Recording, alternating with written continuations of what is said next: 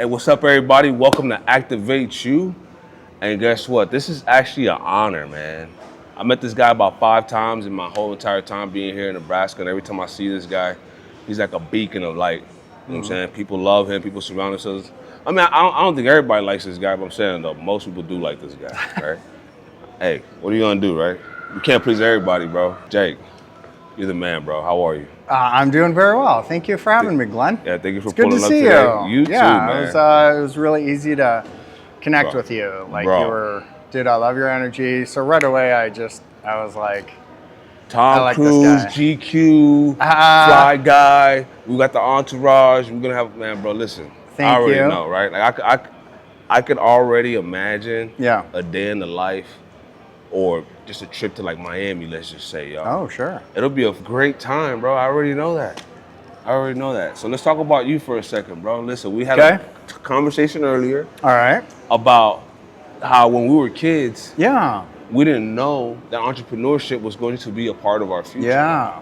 You were 7 years old, bro. You didn't know you were going to be an entrepreneur.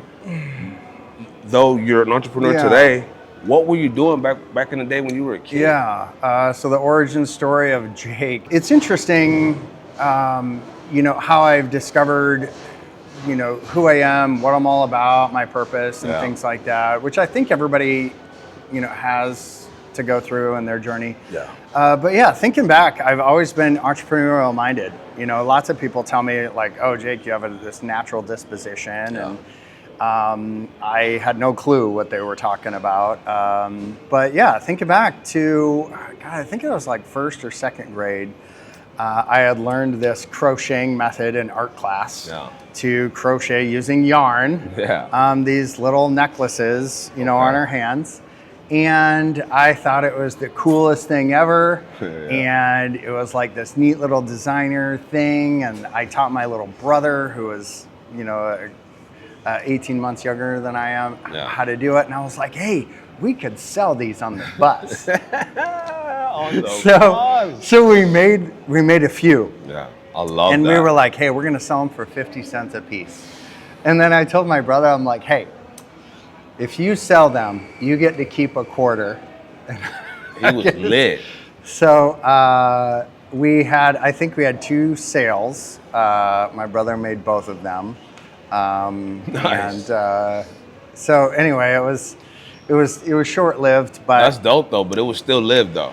Yeah, it was. I was opportunistic. I don't know. I thought it was really cool, and I was like, hey, maybe other people would think that this is really cool, and maybe they would trade, some quarters and stuff for You were always a hustler, bro. Yeah. So what else did you get into as you were, like, let's say middle school, high school? What were you getting into? I was one of those kids that grew up in the middle of Nebraska. Oh, okay. I was a feral child that was playing Ninja Turtles, running through cornfields. And, and then in high school in the 90s, I was, four-wheelers and, during summertime, hanging out with my friends all night and, getting up early to do the chores and stuff. What was your first official job, bro? My first official job, other than working on the farm with my dad, probably doing like hay bales or, walking corn beans or walking beans to, I think they called it roguing. But then when I was 16, I got a job at the local grocery store. It was called Food for Less in Columbus. And I stocked shelves, and it was over the summer, and I worked overnight, and that was kind of an interesting experience. But that was, I guess, my first corporate job. So interesting thing about you is you're a green thumb. Okay. You got experience on a farm, which I never have, bro. I'm gonna have to do like a week at a farm one day. Like, just show me the rope, show me what it is, show me how it goes. Because I've never made a bale of hay and I've never milked a cow. There's a lot of stuff that I want to do just to experience it. Or we can get you doing that this year, bro. We'll Bro. get that checked off of your bucket Bro. list. Yeah, I need to milk some cows. Yeah, it wasn't a large farm. It was, my parents rented this old 1960s farm from, a local gentleman. And my dad grew up on a ranch, and he had always wanted to get into ranching and farming himself. Okay. He had 5 boys. I'm number 3 out of 5, and our job was to kind of do the chores. And he started small, hoping to grow, but it never really came to fruition. But he had, we had ducks and chickens and pigs and cows and even a couple Shetland ponies. Nice. And I think I also had sheep. So we were in 4-H and FFA. But it's interesting. I never really, while I liked being on the farm, I didn't really see myself going into agriculture. I was really attracted to the city life and the prestige of it all. But it's interesting how life comes full circle. My mother, who was big into gardening, she has a horticulture degree. Nice. Flowers, she knew like all the plant species of all the flowers, and I was always amazed. She's a botanist. A little bit. She was the first introduction into gardening, and I remember we always had a garden every single year, and most of the time we just threw seeds in the ground and stuff grew. And as a kid, I would go to the garden, I would just pick stuff off of the vine and eat it right then and there, and that's probably where all my nutrition. Yeah. Well, absolutely. But the nutritious part of the garden has always been there. So, Bro, so how long have you been playing in the dirt? Your whole life? Sure, yeah. You grew up in it. I've been playing in the dirt. I like to stay active, so I like to board and hike and all that stuff. That's actually beautiful, bike bro. And, yeah. Came Growing down up- to the university and I got a business degree. So my brothers went into agriculture, but I got a business degree. And then, I didn't ever see myself into agriculture. Wow. Even though you had the green thumb to do it? Well, I've been gardening for the last 10 years on my own. Yeah. And I a few years ago I started all these tomato starts like everybody else does indoors in February, and so by the time spring came, I had like 30 to 40 different plants ready to plant. Yeah. And one year I planted them all, and so by the time July and August came, I just had these huge bushes taking over my garden, full of tomatoes, and I started harvesting all this stuff, which is, at the peak ripe, at the peak ripeness, it's always the best. And letting tomatoes ripen on the vine is always like it makes those cherry tomatoes pop. So there I was. I had bowls and buckets full of these, perfect cherry tomatoes that you can't find in any store, freshly harvested, and I had no idea what to do with it. So that's kind of why I'm building what I'm building today is because of that issue, which I found out as, it was a pain that I shared with many other growers. They love growing things. They love nurturing. The garden. I like that word, growers. Growers, and it's always painful to watch. And I hear this from other people, but it's always painful to watch your harvest go to waste or die on the vine. And we want it to go somewhere. We want somebody to enjoy it. Yeah, facts. So run us through that, bro. What do you got going on? Give us the name of the business. Sure. When did you launch this one? My name is Jake. I'm the founder and CEO of MicroFarm OS. It's the operating system, turning backyards into microfarms. What we're doing is it's a platform that will allow local food to become easy to find, trusted, and buyable.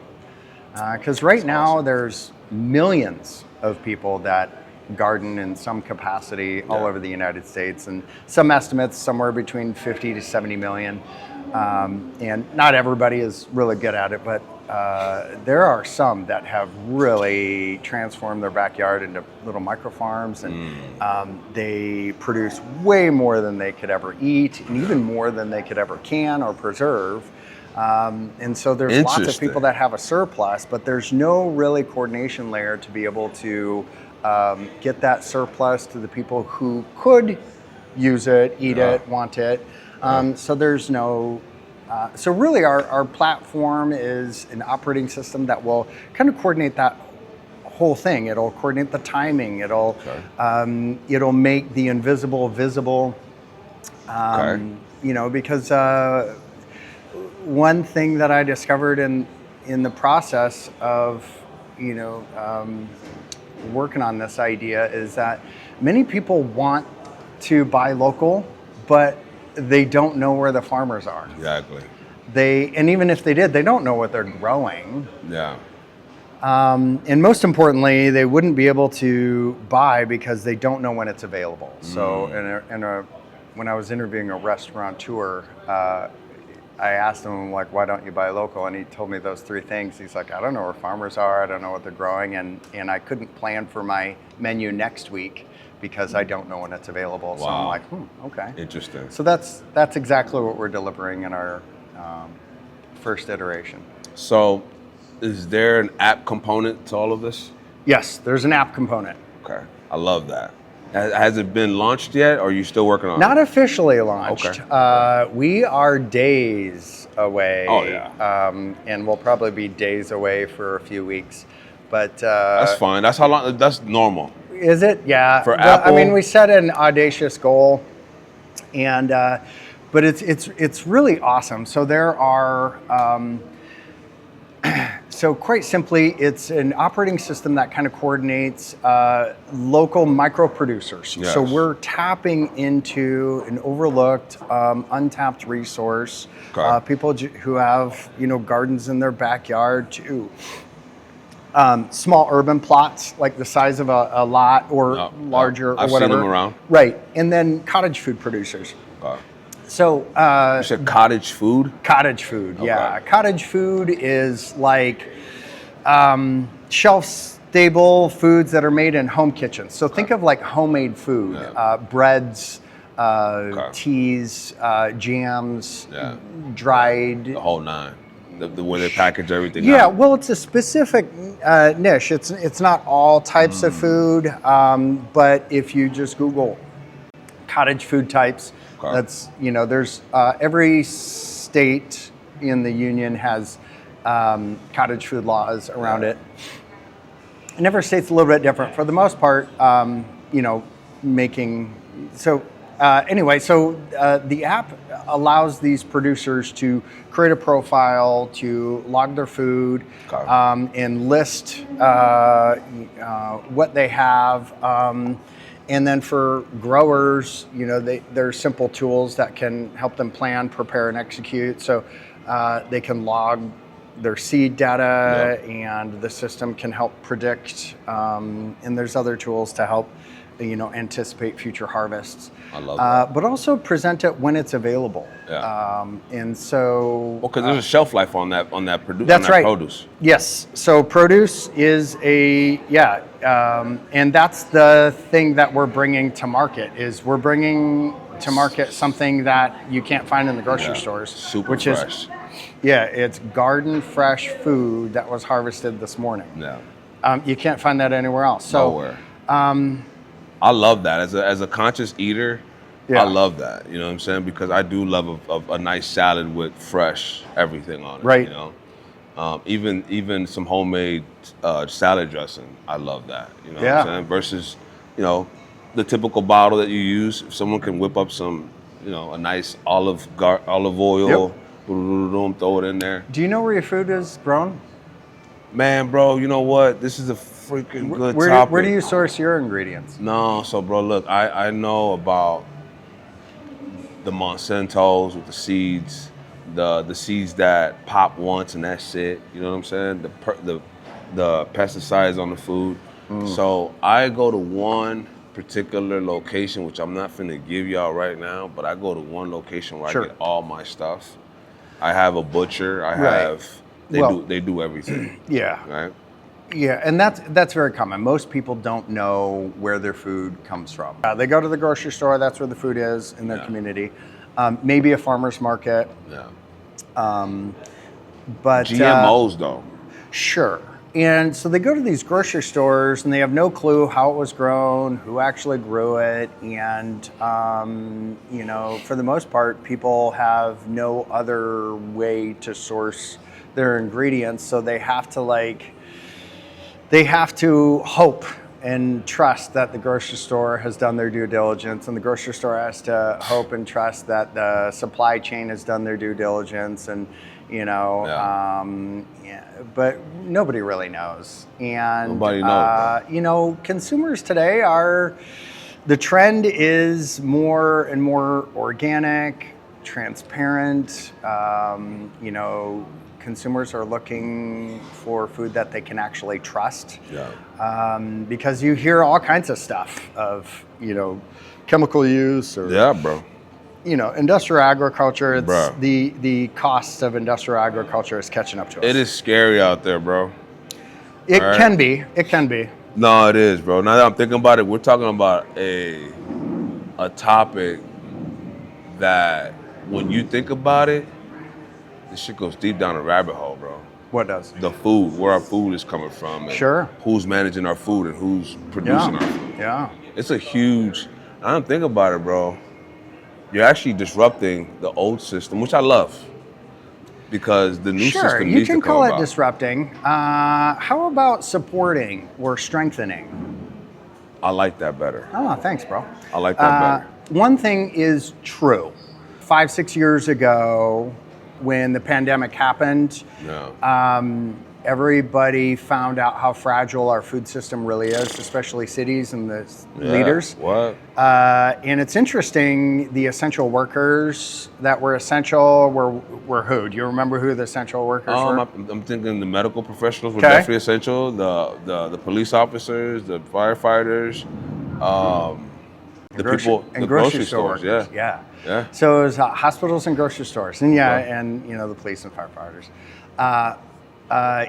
Because if the food aisles, the food shelves, were as bare as the toilet paper shelves, crazy. What kind of chaos could ensue from that? So, oh my God. So cities are like, oh, we dodged a bullet. It was very sketchy. It was, very fragile. So, and the reason is because we import most of our food. Yeah. Most states, most cities import 90% of their food. Nebraska is an agriculture state, and we still import 90% of our food from other states. Because we're spoiled here in Nebraska, though. We like to live the good life out here. Well, we grow corn for the beef.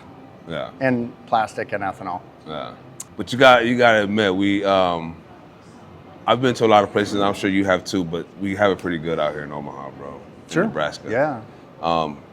We live. Somebody said that today the average citizen in America lives better than kings did 300 years ago. Oh yeah, look at that! Imagine that.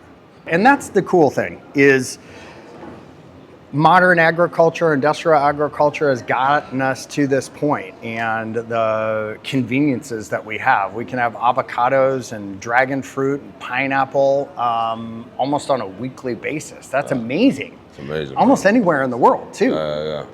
But the cost to produce centrally on a massive scale and ship all over the world is really catching up to us. Yeah. It really is. It's the cost to the supply chain, the cost of trading, centralization, a fragile supply chain, the amount of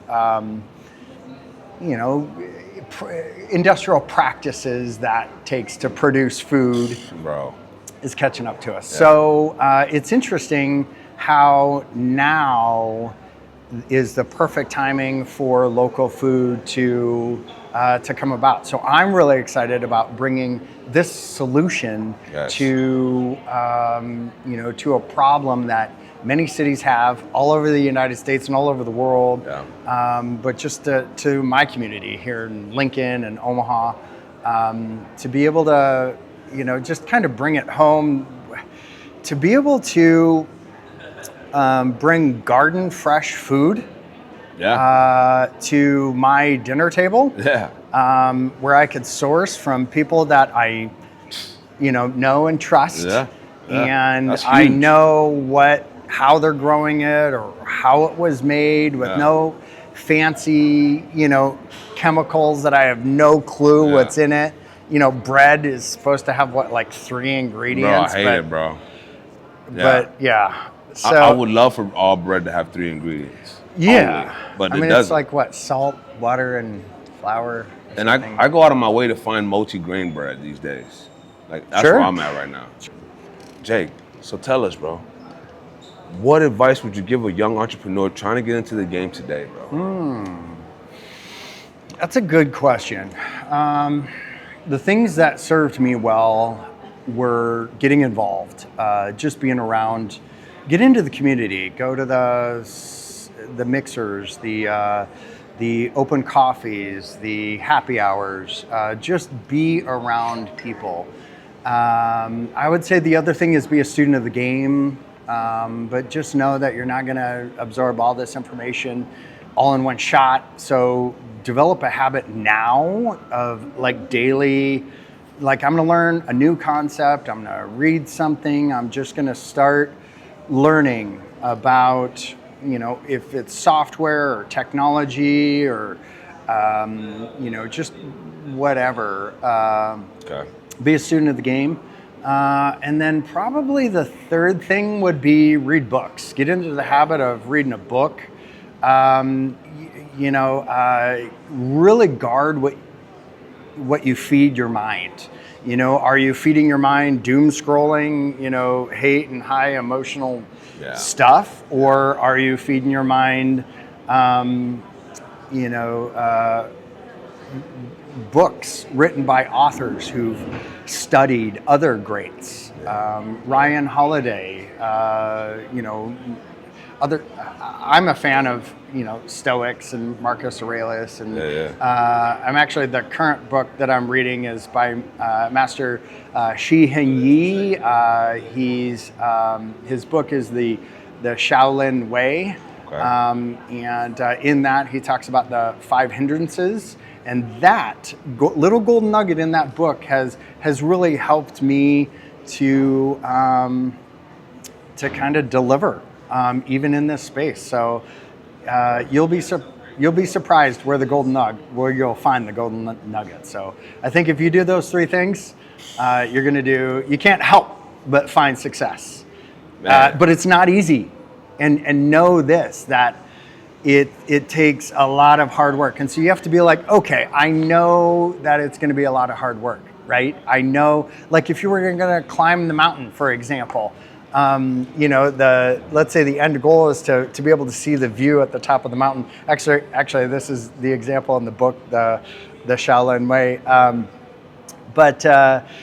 If you asked all of the previous travelers, what was it like, you would find that all these previous travelers would talk about how arduous the journey was and how challenging it was to get up there, and that it's very easy to like stop and say, hey, it might not be worth it because there's so much like pain and work to go through. But just know that it totally is worth it. It's not going to come all at once, and try to find a way to enjoy the journey. That's huge. Yeah, that's huge. I think, and I'll add this to it. If no one's clapping for you, if no one's liking your stuff, keep going.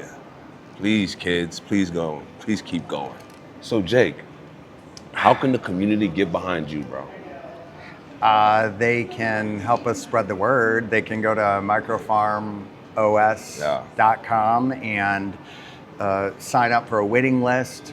They can share the link or the website with their mom, their friend.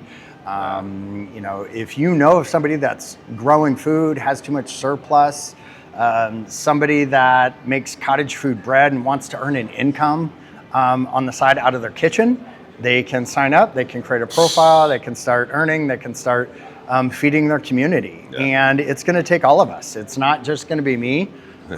This really is going to be a community effort. I'm just building some tools to allow these cities to become food forests.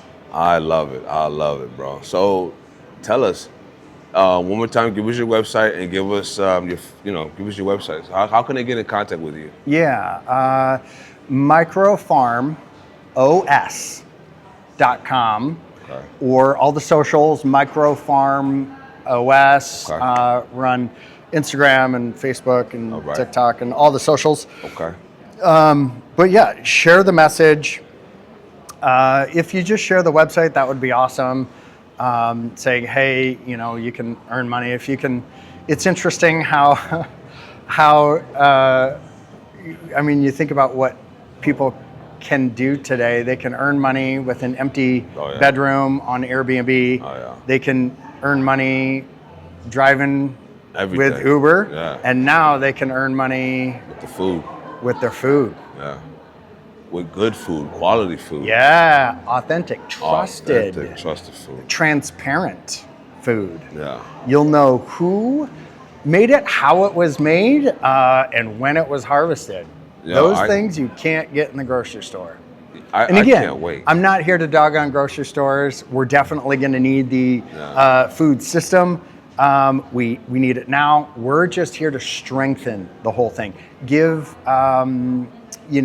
those micro producers a platform to be able to thrive and earn an income. Yeah, I love that. I love that. Make it easy for them. Yo, listen, Jake didn't even have to be here today because he's already been activated, y'all. Look at him, man. This guy's what? Look at us. We're like beacons of light in this time right now. In this time. Yeah. 2026 to 2027 and beyond, we're here to make an impact. We're here to make things a little bit better for the next generation, man. And I love that. Yeah. Good. Yeah. So thank you for being on today, bro. Yeah, we need everybody. Yeah, we need everybody, but we can't do it ourselves. There's no such thing as a dumb question. I don't think that there's any such thing as a dumb idea. Yeah. You know, just keep moving forward, and and we gotta keep moving with love, bro. Keep moving with love. That's okay.